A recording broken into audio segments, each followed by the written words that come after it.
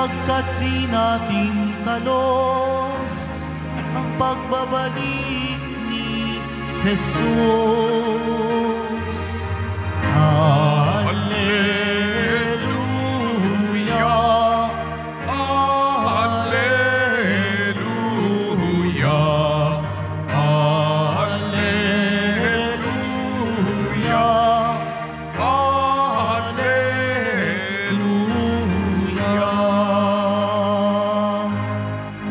Sumainyo ang Panginoon. At sumayo rin. Ang mabuting balita ng Panginoon ayon kay San Mateo.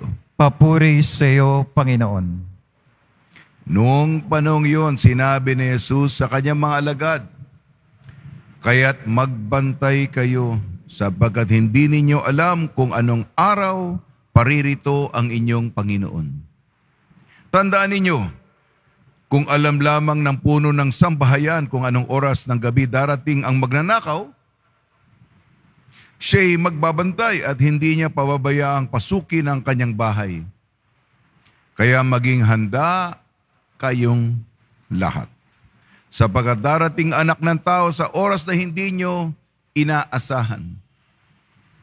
Ang tapat at matalinong alipin ang siyang pinamahala ng kanyang Panginoon sa ibang mga alipin upang bigyan sila ng kanilang pagkain sa karampatang panahon.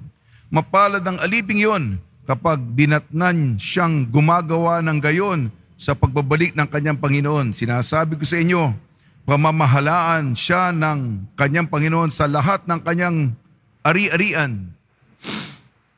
Ngunit kung masama ang aliping yon, sasabihin niya sa sarili, matatagalan pa bago magbalik ang aking Panginoon at sisimulan kong bugbugin ang kanyang mga kapwa alipin at makipagkainan at makipag-inuman sa mga lasenggo.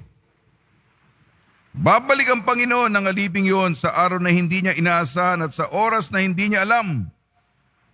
Buong higpit na parurusahan siya ng Panginoon at isasama sa mga mapagpaimbabaw. Doon tatangis siya at magngangalit ang kanyang ngipin. Ang mabuting balita ng Panginoon. Pinupuri ka namin, Panginoong Jesucristo. Magsiyo po muna ang lahat.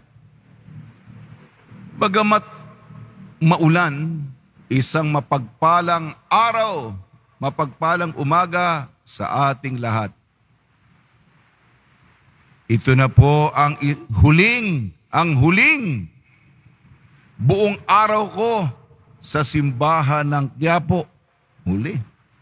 Sapat bukas, unang Biyernes ay magmimisa ako ng unang alay, 4:00 ng madaling araw. Pero sa hapon ay lilipad na ako patungo sa misyon. Kaya sa mga gising pa sa inyo, nagpapaalam ako.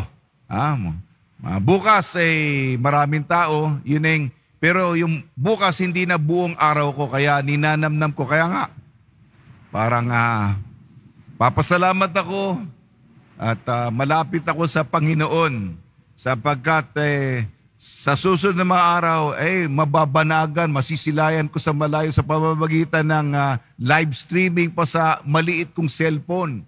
Ang Senyor ngayon nandito ko, malapitan, nakikita ko ang kanyang ngiti, nakikita ko ang kanyang kagustuhan, nakikita ko ang kanyang kagalakan, nakikita ko na siya'y masaya. Pagnilayan natin ang salita ng Diyos. Simpleng-simple lamang. Unang pagbasa ukol sa pag-iibigan sa isa't isa. At ang ebanghelyo natin ayon kay San Mateo ay katapatan, palaging nagbabantay, palaging nag-aantabay, palaging nangangalaga. Mga kalidad at mga birtud, mga asal na bihira ng matagpuan. Sapagkat kusa lang tayong mga naninira ng kapwa at tatamad-tamad, nangingibabaw ang Sino ba ang ating sisiraan sa ating tsismisan? Yung ating mga pananalita ay, kung tayo pinag-uusapan, nasasaktan tayo, balat sibuyas.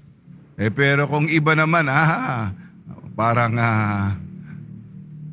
pastime na natin, libangan natin ang manira ng isa't isa. Sabi sa unang pagbasa, unang sulat ni San Pablo sa mga Tesalonica, tayong naririto, tayong mga kalapit mo, tayong pamilya mo, tayong mga sa komunidad, magmahalan tayo, mag-ibigan tayo, sapagkat maraming maakit sa pananampalataya kung wagas ang ating pagmamahalan sa isa't isa. Kung tunay lang ba yung pag-ibig? Kung nagmamahalan lang ba tayo, wala na sayong problema. Kaso hindi. Kaya, yung paalala po lang sa atin, yung pagmamahal, pagkalinga, konsiderasyon, pagrespeto, yung iniisip natin na ating kapwa. At sa ating ebanghelyo ayon kay San Mateo, magbantay tayo, magtiyaga tayo. At yung sino yung lingkod? Kasi ang Panginoon natin, misteryoso yan. Hindi nag-aanunsyo yan. Biglaan na lang yan. Mabubulagaan na lang tayo. Nandiyan ka na pala, Panginoon. Yung alipin na hindi ko alam ang oras, dito yung pananaw, hindi ko alam ang oras, kaya bawat sandali maghahanda ako. Kasi hindi ko alam kung anong oras, kung anong araw, magiging mabait ako, magiging tapat ako, mapaglingkod ako. Kaya kahit anong oras dumating siya, walang lusot yun.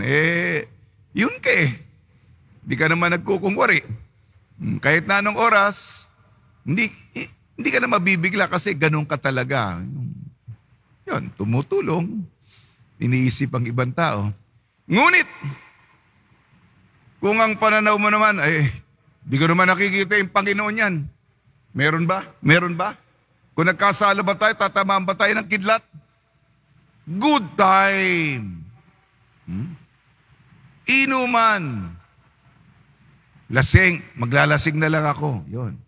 Good time. Bisyo. Yan Sabi ng Panginoon, parurusahan at yung mga ebanghelyo natin, mga nakaraan, mga mapagpaimbabaw, mga mabababaw, yun, magngangalit ang kanilang ngipin.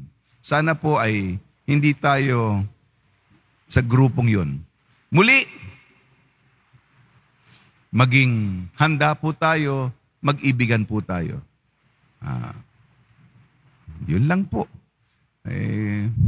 Ako po ay medyo nalulungkot kasi ito na yung huli kong araw. Tinitinan ko kayo, kaya ayan. Iiyak na naman ako. Malungkot na naman ako doon sa malayong lugar kasi yun, mission. Pero nagdadala tayo ng mabuting balita doon sa malayong lugar.